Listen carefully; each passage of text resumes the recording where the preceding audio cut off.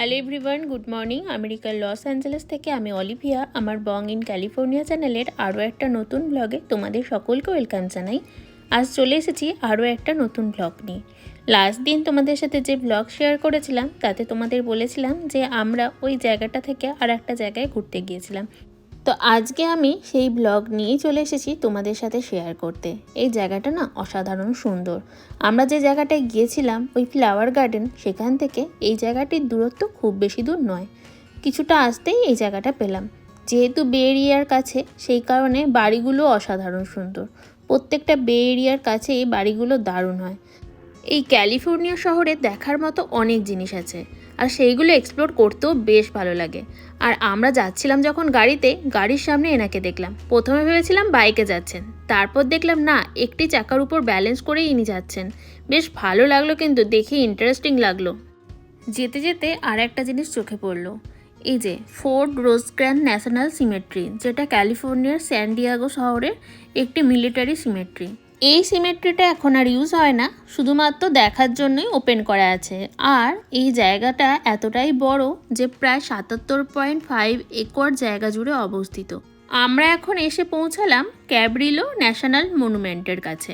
তবে এখানে এখন বলছেন 5টা অবধি ওপেন আছে। এখন প্রায় 4:25 বেজে গিয়েছে। খুব বেশি হাতে টাইম নেই, আমরা ভিজিটার সেন্টার ঘুরে আর দেখতে পারবো না। এই যতটুকু এই জায়গাটা ঘুরে দেখা, ততটুকুই ঘুরে দেখে বেরিয়ে যেতে হবে, কারণ অলরেডি 5টা বাজতে যাচ্ছে। আর কতক্ষণই বা ঘুরবো। যেহেতু এখন স্প্রিং টাইম, তাই এখন অন্ধকারটা একটু দেরি করে হয়। আর ওই যে দূরে দেখা যাচ্ছে সাদা মতো বিল্ডিং, ওটা হচ্ছে লাইট হাউস। আমাদের ওই লাইট হাউসটাও দেখার ইচ্ছা ছিল, সেখানেও যেতে পারবো না। আমরা যাব একটা স্ট্যাচুর কাছে, ওই যে বললাম ক্যাব্রিলো ন্যাশনাল মনুমেন্ট, ওইটাই দেখে তারপর আর একটা জায়গায় ঘুরতে যাব।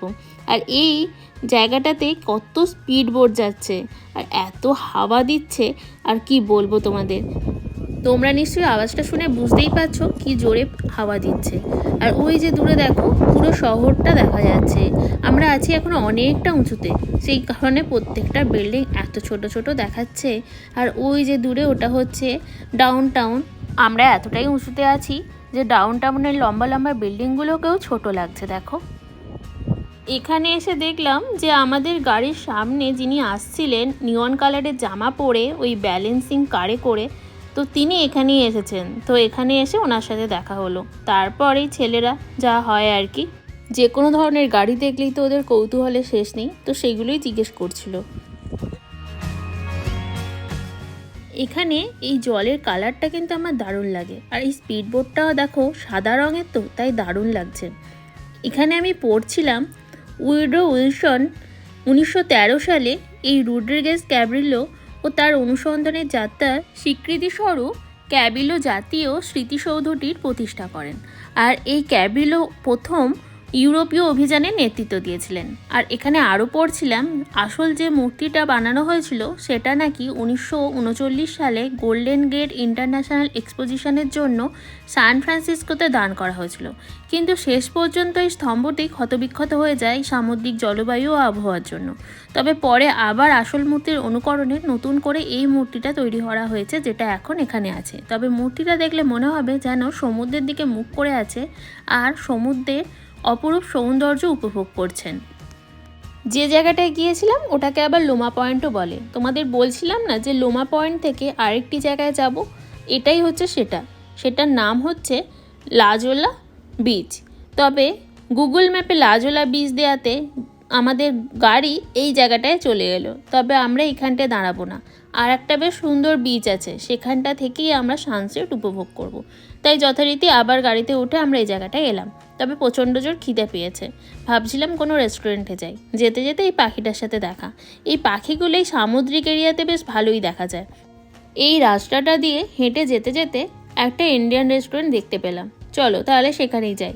ইন্ডিয়ান রেস্টুরেন্টে এই চেনা খাবারগুলো দেখে আর নিজেকে সামলাতে পারলাম না, তাই এখানে ঢুকে অর্ডার করে ফেললাম একটা সিঙ্গারার প্লেট। এই যে দিয়েও গিয়েছে সিঙ্গারা, আর দিলাম মোমোগুলো কিন্তু দারুণ। তবে মোমোর চাটনিটা দেখে খুব একটা ভালো লাগছে না। আর এই যে আমরা দিয়েছিলাম কাবাব, আর দিয়ে গেল কাবাব সিজলার। তার সাথে এই রাইসটা উপরি পাওনা। রাইস কিন্তু আমরা অর্ডার করিনি, ওরাই দিয়েছে। আর এই বিকালে রাইস দেখতে পেয়ে এত ভালো লাগলো, কারণ সারাদিন এই বার্গার পিৎজা এইসবই খেয়েছি। সমুদ্রের ধার থেকে এরকমভাবে বাবলসগুলো ওড়াচ্ছে, আর এই বাবলসটা কি বড়, পুরো একটা বেলুনের মতো। আর এই জায়গাটায় আমরা ঘুরলাম, তবে মনে হলো এইখানটা থেকে সানসেটটা খুব একটা ভালো দেখতে লাগবে না, তাই চলে এলাম এই জায়গাটায়। এখানে যেমন সুন্দর সমুদ্রের আওয়াজ, তার সাথে সুন্দর একটা হাওয়া দিচ্ছে, আর জায়গাটাও কিন্তু অসাধারণ। এই যে জলের কালারগুলো কিন্তু দারুণ লাগছে এই সূর্যাস্তের আলোতে।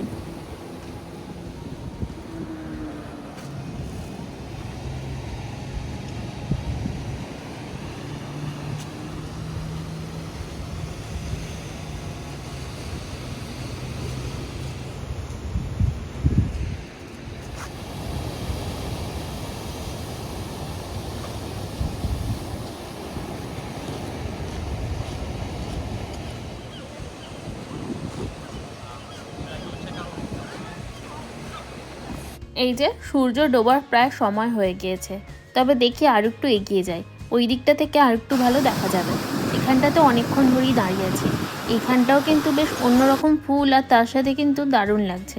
ওই যে দূরে দেখা যাচ্ছে ওই জায়গাটাতেই যাব, চলো তাহলে যাওয়া যাক। আজকে একটা দিনে আমরা 3টে জায়গায় ঘুরলাম, প্রত্যেকটা জায়গায় কিন্তু দেখার মতো ছিল। তবে আজকে এই যে 3টে জায়গায় ঘুরতে পারলাম শুধুমাত্র এই স্প্রিং টাইমের জন্য, কারণ স্প্রিং টাইমে সূর্যাস্ত খুব দেরিতে হয়, আর সূর্যাস্তের পরেও আলো থাকে।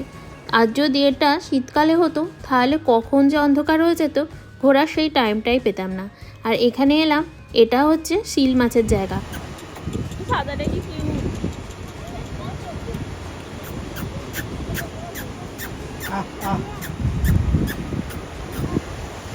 সাদাটা তো চোখ চাইতেই পারছে না, ও দেখতে পাচ্ছি চিৎপাতাম হয়ে ওই ব্রাউন কালারের।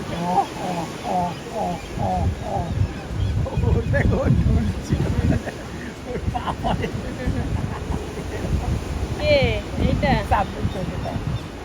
এইটা পটলের মতো আছে।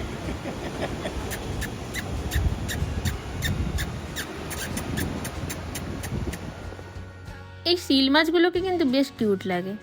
এরপর সূর্যাস্তের সময় হয়ে গিয়েছে, আর যে জায়গাটা আসবো বললাম সেই জায়গাটায় চলেও এসেছি। এখান থেকেই আজকে সানসেটটা দেখব। তবে ওই বিচটার পাশে একটু ঘুরে তাকালাম, দেখলাম এখানেও কয়েকটা শিল মাছ শুয়ে আছে। এই যে সূর্যি মামা আস্তে আস্তে ডোবার সময় হয়ে গিয়েছে, চলো তাহলে দেখি সানসেটটা।